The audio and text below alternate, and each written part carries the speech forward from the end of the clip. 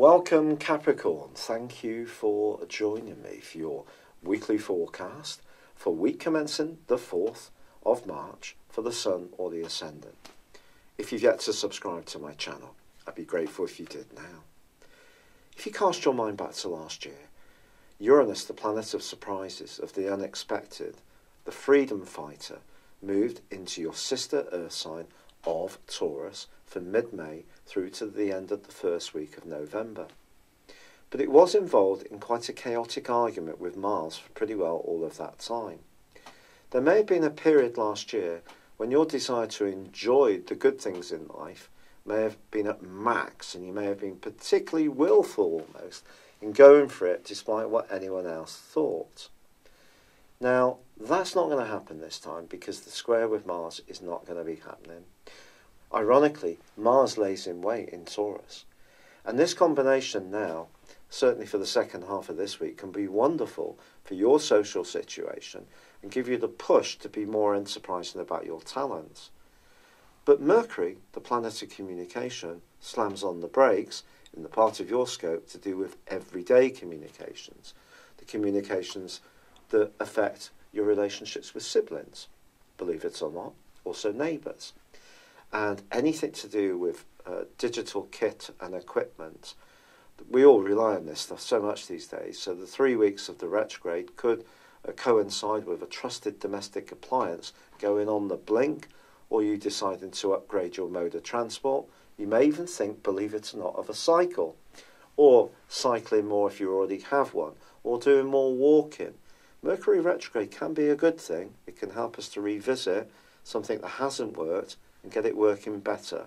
So if there is something that you have had some good use from in the past that isn't working at the moment, you may get it fixed under the retrograde. But there's also a new moon in the third house, and the third house and the moon is a bit of an odd combination because the third house is very mental. It's about chatter.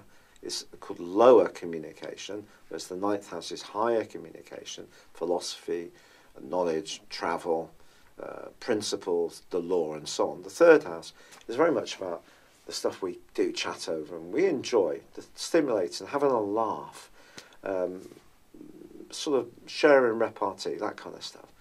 But having the moon there, which is much more emotional, and also Neptune, suggests that your thinking, your ideas, your belief systems, and this Mercury retrograde and Uranus moving can have a dramatic impact on your outlook over the rest of this month. It can be that important.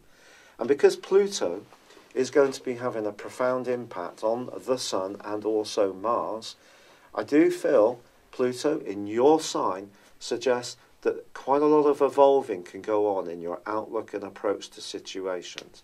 So an exciting time, but there could be moments when there could be cross wires, as ever, with Mercury retrograde.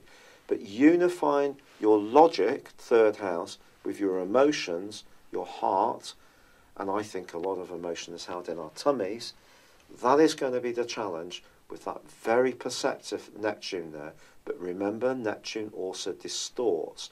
So if you hear things, gossip principally, or you get a text message or email that presses a few buttons, don't react.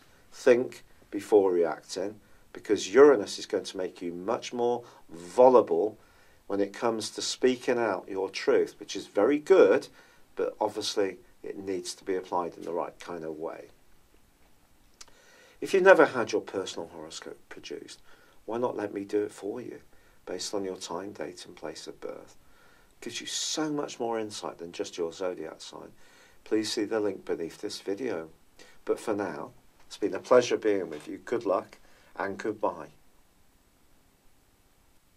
Thank you for joining me. If you'd like to know more, please visit my website at www.patrickarundell.com or download my free app in iOS, Google or Facebook at www.horoscope-ace.com.